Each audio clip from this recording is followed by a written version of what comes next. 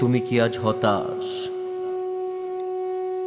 মনে হচ্ছে সব দরজা বন্ধ, অনেক চেষ্টা করেও কিচ্ছু হচ্ছে না।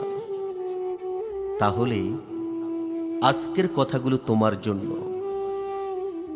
মনে রেখো, যে রব তোমাকে সৃষ্টি করেছেন তিনি তোমার কষ্ট দেখছেন, তোমার চোখের অশ্রু তিনি দেখছেন, তোমার ভাঙা হৃদয়ের শব্দ তিনি শুনছেন।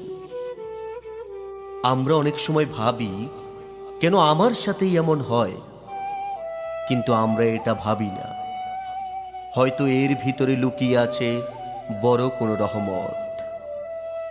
আল্লাহ কখনো তার বান্দাকে অকারণে কষ্ট দেয় না। প্রতিটি দুঃখ, প্রতিটি অপেক্ষা তোমাকে আরো ধৈর্যশীল বানানোর জন্য। মনে করো নবীদের জীবন, তারা কি সহজ জীবন পেয়েছে? না, তারা পরীক্ষার পর পরীক্ষা দিয়েছেন, কিন্তু সে পরীক্ষায় তাদের মর্যাদা বেড়েছে। তুমি আজ পরীক্ষার মধ্যে আছো, কিন্তু এই পরীক্ষা তোমাকে ভাঙার জন্য নয়, তোমাকে গড়ার জন্য। হয়তো আজ তুমি চাকরি পাচ্ছ না, হয়তো সম্পর্ক ভেঙে গেছে, হয়তো ব্যবসায় ক্ষতি হয়েছে, কিন্তু বিশ্বাস করো, আল্লাহ তোমার জন্য এমন কিছু প্রস্তুত করেছেন যা তুমি কল্পনাও করতে পারছো না। কখনো কখনো দেরি মানেই প্রত্যাখ্যান নয়, দেরি মানে আরো ভালো কিছু আসছে। তাই হতাশ না হয়ে নামাজে দাঁড়াও, দোয়া করো, কান্না করো, কিন্তু আশা ছেড়ো না।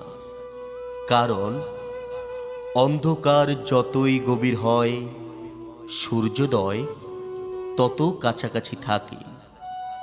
তোমার জীবনের গল্প এখনো শেষ হয়নি। এটা তো শুধু একটা অধ্যায়। হয়তো কয়েক বছর পর তুমি ফিরে তাকিয়ে বলবে, আলহামদুলিল্লাহ, সেই কষ্টটা আমার জীবন বদলে দিয়েছিল। আজ সিদ্ধান্ত নাও, হতাশ না হয়ে ধৈর্য ধরবে, হাল ছাড়বে না। কারণ তোমার রব তোমাকে কখনো একা ছেড়ে দেয়নি। মনে রেখো, আল্লাহর পরিকল্পনা সব সময় তোমার পরিকল্পনার চেয়েও উত্তম। আশা রাখো, বিশ্বাস রাখো, আর সামনে এগিয়ে যাও। ধন্যবাদ।